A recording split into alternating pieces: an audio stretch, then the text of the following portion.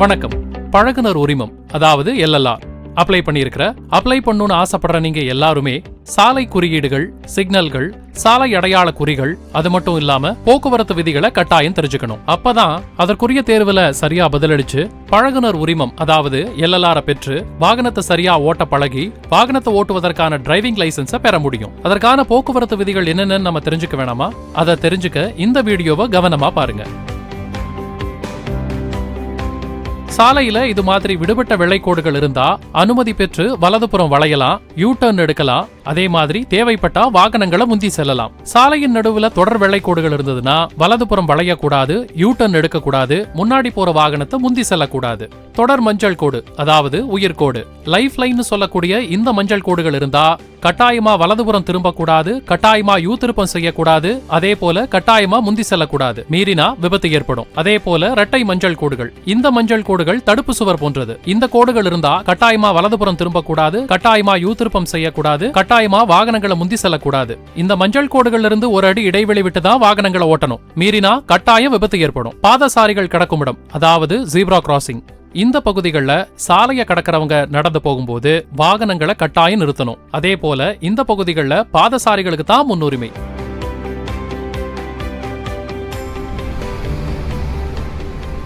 சிவப்பு விளக்கு எரிஞ்சா நில்லுன்னு அர்த்தம். அப்படி சிவப்பு விளக்கு எரியும் போது வாகனத்தை நிறுத்துக்கோட்டுக்கு முன்னாடியே நெரிசல் இல்லாம நிப்பாட்டணும். அதே போல இடதுபுறம் திரும்ப அனுமதி, அதாவது ஃப்ரீ லெஃப்ட் இருக்கக்கூடிய சாலைகள்ல சாலையோட மற்ற பகுதிகள்ல இருந்து வாகனங்கள் வராததையும் அதே போல பாதசாரிகள் வராததையும் உறுதி செஞ்சுட்டு அதுக்கப்புறம் இடதுபுறம் திரும்பணும். அடுத்து மஞ்சள் விளக்கு.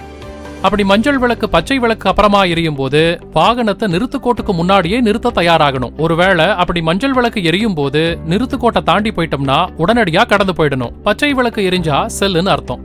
அப்படி பச்சை விளக்கு எரியும் போது மற்ற வாகனங்களையும் பாதசாரிகளையும் கவனிச்சு சீரான இடைவெளியில வாகனத்தை இயக்கணும். விட்டு விட்டு எரியும் மஞ்சள் விளக்கு. சாலையில வாகனத்துல போகும்போது மஞ்சள் விளக்கு விட்டு விட்டு எரிஞ்சதுன்னா குறுகிய சாலை சந்திப்பு இருக்கு, எனவே வாகனத்தோட வேகத்தை குறைச்சு கவனமா அந்த சந்திப்பை கடக்கணும்னு அர்த்தம். விட்டு விட்டு எரியும் சிவப்பு விளக்கு. குறுகிய சாலையிலிருந்து பிரதான சாலைக்கு நம்ம வாகனத்துல வரும்போது இந்த சிவப்பு விளக்கு விட்டு விட்டு எரிஞ்சதுன்னா ரொம்ப ஜாக்கிரதையா அந்த சாலைக்குள்ள நுழையணும்னு அர்த்தம். வாகனத்தை வலதுபுறம் கொண்டு வர்றதுக்கும் வலதுபுறம் திரும்புறதுக்கும் இந்த கை சைகையையும் வலதுபுற இண்டிகேட்டரையும் பயன்படுத்தணும்.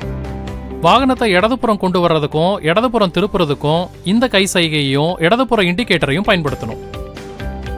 என்னுடைய வாகனத்தோட வேகத்தை குறைக்க முயல்கிறேன்னு சொல்றதுக்கு இந்த கை சைகையை பயன்படுத்தணும். நான் வாகனத்தை நிறுத்த போறேன்னு சொல்றதுக்கு இந்த கை சைகையை பயன்படுத்தணும். நமக்கு பின்னால் வரக்கூடிய வாகனத்தை முந்த அனுமதிப்பதற்கு இந்த கை சைகையை பயன்படுத்தணும்.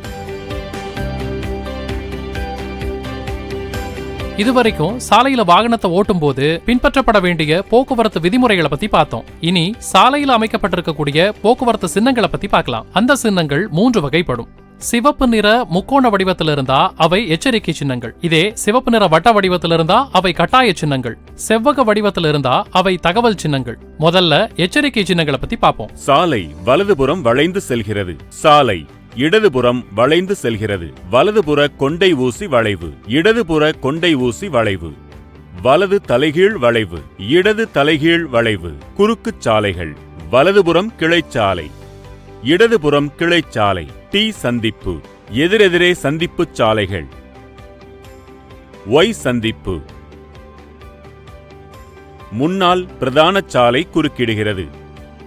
போக்குவரத்து வட்டச் சுற்று, வழுக்குச் சாலை, தளர்ந்த சாலை, சைக்கிள் குறுக்கீடு, பாதசாரிகள் குறுக்கீடு, பள்ளிக்கூடங்கள், கால்நடைகள் கவனம், ஆட்கள் வேலை செய்கிறார்கள். பாறைகள் உருளலாம். மேல் நோக்கி சரிவாகச் செல்லும் சாலை, கீழ் நோக்கி சரிவாகச் செல்லும் சாலை, இடைவெளி உள்ள மீடியன். குறுகிய பாலம், முன்னால் குறுகிய சாலை, முன்னால் அகன்ற சாலை, ஆபத்தான பள்ளம். கரடு முரடான சாலை, சோதனைச் சாவடி, தோணித்துறை. 200 மீட்டர் தூரத்தில் பாதுகாக்கப்படாத ரயில் பாதை, 50 100 மீட்டர் தூரத்தில் பாதுகாக்கப்படாத ரயில் பாதை, 200 மீட்டர் தூரத்தில் பாதுகாக்கப்பட்ட ரயில் பாதை, 50 100 மீட்டர் தூரத்தில் பாதுகாக்கப்பட்ட ரயில் பாதை. அடுத்ததா உங்களுக்கு சொல்ல போறது தகவல் சின்னங்களை பத்தி. பொது தொலைபேசி, பெட்ரோல் பங்க், மருத்துவ வசதி, முதல் உதவி கம்பம், உணவு விடுதி, சிற்றுண்டி விடுதி, ஓய்வகம். சாலை முடிகிறது. திசை காட்டும் பக்கம் வாகனத்தை நிறுத்தி வைக்கலாம். இரு திசைகளிலும் வாகனத்தை நிறுத்தி வைக்கலாம். மோட்டார் சைக்கிளை நிறுத்தி வைக்கலாம். சைக்கிளை நிறுத்தி வைக்கலாம். வாடகை காரை நிறுத்தி வைக்கலாம். ஆட்டோவை நிறுத்தி வைக்கலாம். சைக்கிள் ரிக்ஷாவை நிறுத்தி வைக்கலாம்.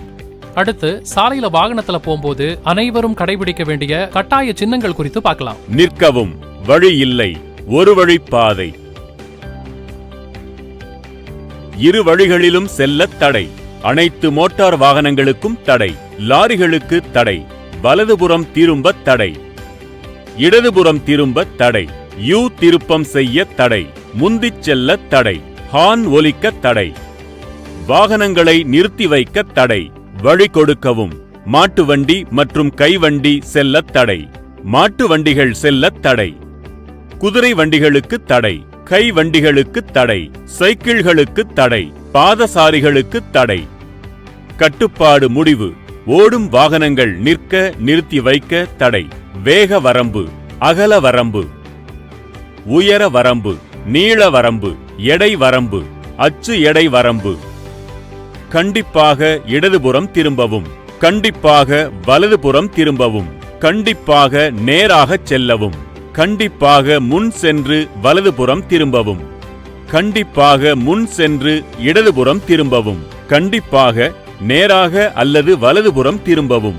கண்டிப்பாக நேராக அல்லது இடதுபுறம் திரும்பவும். கண்டிப்பாக இடதுபுறம் செல்லவும். கண்டிப்பாக ஹார்ன் உபயோகிக்கவும். பஸ் நிறுத்தம். சொந்த வாகனங்களை ஓட்டக்கூடிய ஓட்டுநர் தன்னுடைய ஓட்டுநர் உரிமம், வாகன பதிவு சான்று, மாசு கட்டுப்பாட்டு சான்று, வாகன காப்பீட்டு சான்று இதெல்லாத்தையும் அசலா காண்பிக்கலாம். இல்லையா டிஜிலாக்கர் ஆப் மூலமாகவோ அல்லது எம்பரிவாகன் ஆப் மூலமாகவோ காண்பிக்கலாம். முதல்ல எந்த வாகனத்தை இயக்குபவரா இருந்தாலும் சட்ட ரீதியான சுய பாதுகாப்பை செஞ்சுக்கணும். கார்ல பயணிக்கும் போது வாகன ஓட்டுநர் மட்டும் இல்லாம காருக்குள்ள இருக்கிற எல்லாருமே கட்டாயம் சீட் பெல்ட் அணிஞ்சிருக்கணும். சிறுவர்களுக்கும் வயசானவங்களுக்கும் இது பொருந்தும். இது போல எந்த ஒரு ஓட்டுநரும் வாகனத்தோட பார்க் லைட்டை ஒளிர விட்டபடி வாகனத்தை ஓட்டக்கூடாது. சாலையில வாகனத்தை ஓட்டும் போது யாருக்கும் இடையூறு ஏற்படுத்துற வகையிலயோ பயமுறுத்துற வகையிலயோ வாகனத்தை ஓட்டக்கூடாது. அதே போல வாகனத்தை பின்னோக்கி செலுத்தும் போது தங்களுக்கு ஆபத்தை ஏற்படுத்தாத வகையில அல்லது பாதுகாப்பு குறைபாடா இருக்கிற வகையில இடைஞ்சல் ஏற்படுத்தாத வகையில வாகனத்தை ஓட்டணும்.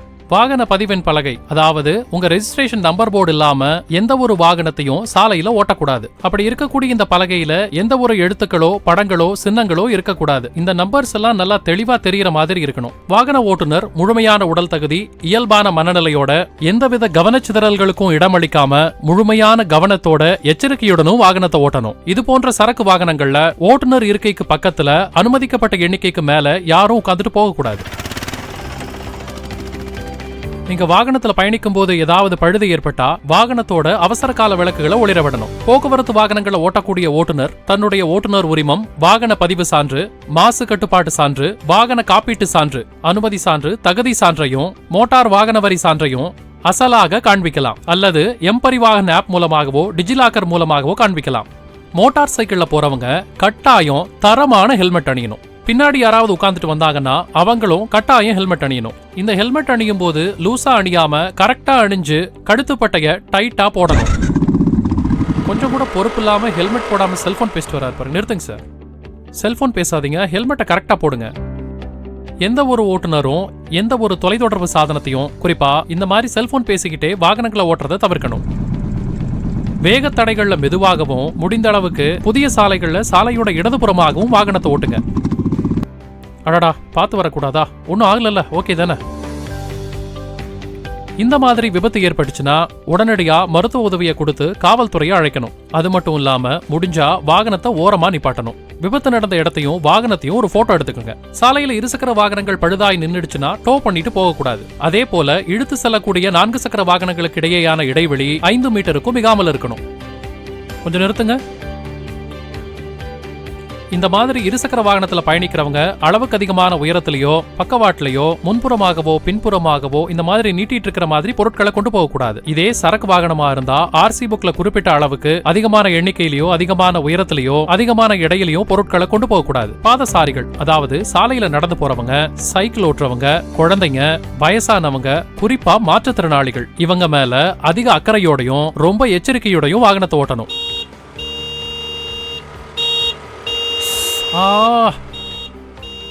எந்த ஒரு ஓட்டுநரும் இந்த மாதிரி தேவையில்லாம ஒலி எழுப்பக்கூடாது. குறிப்பா குடியிருப்பு பகுதிகள், மருத்துவமனைகள், பள்ளிக்கூடங்கள், நீதிமன்றங்கள் இருக்கக்கூடிய பகுதிகளில் ஒலி எழுப்புறதை தவிர்க்கணும். ஒன்றுக்கும் மேற்பட்ட சாலைகள் இருக்கக்கூடிய இடங்கள்ல இடதுபுறம் திரும்பணும்னா இடதுபுற அம்புக்குறி இருக்கக்கூடிய சாலைக்கு வந்துதான் திரும்பணும்.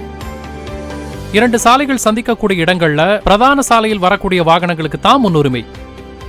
ஒரே மாதிரியா 2 சாலைகள் இருக்கக்கூடிய இடங்கள்ல இடதுபுறம் வரும் வாகனங்களுக்கு தான் முன்னுரிமை.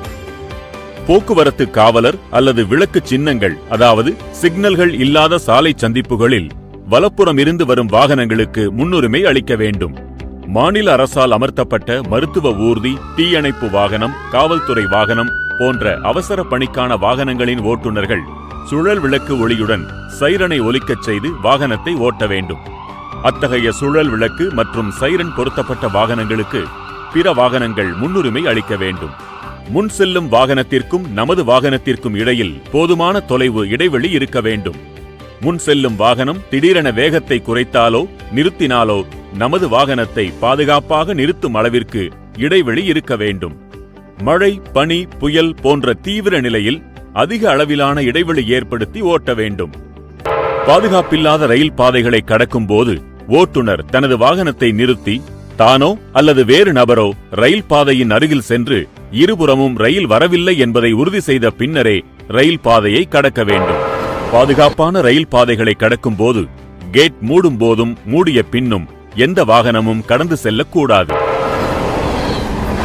அடிப்படை சாலை விதிகள் மற்றும் போக்குவரத்து சிக்னல்களை சரியா புரிஞ்சுக்கிட்டு மது அருந்தாம, இருசக்கர வாகனமா இருந்தா ஹெல்மெட் போட்டுக்கிட்டு, காரா இருந்தா கண்டிப்பா சீட் பெல்ட் போட்டுக்கிட்டு, மொபைல் போன்ல பேசாம விழிப்புணர்வோட வாகனத்தை இயக்கினாலே 100% விபத்துக்களை நம்ம தவிர்த்திடலாம். சாலை விதிகளை மதிப்போம், விபத்தில்லா தமிழகத்தை உருவாக்குவோம்.